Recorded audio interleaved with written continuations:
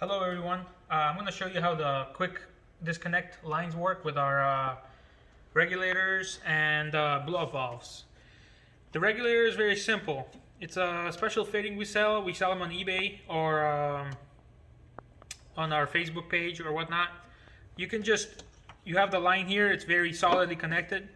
To remove it, you just push this nut back and the line will come out. Very simple. See, the line comes out?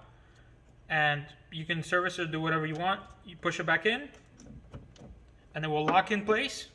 As you can tell, it's very, very sturdy. Locks in place and holds about 140 psi maximum pressure. We're going to go over to this side to show you the blow valve. The blow valve is also the same thing. We have these special fittings we sell. They work for both M10 1.0 and also 1/8 NPT thread. They are swift fit, also the same style. Pull back on this, pull the line out. You could service it, remove it, do whatever you want. Push it back in, stays very sturdy in there. No leaks, no nothing. This has also been touching the radiator for a while, and as you can see, it handles the heat pretty well in the summer.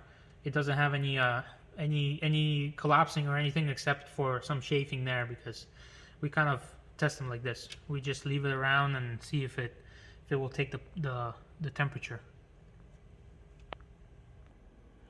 These also work with boost regulators, boost solenoids. I mean, also threads in very easily.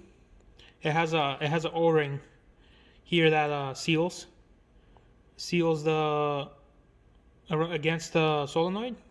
Same concept. Thread it in. Get the line, push the line in, bam, does not come out.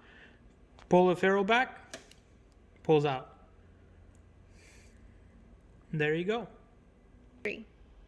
For the fuel pressure regulators, we have both a 90-degree and a straight fitting. You can order either or. It usually comes in the kit.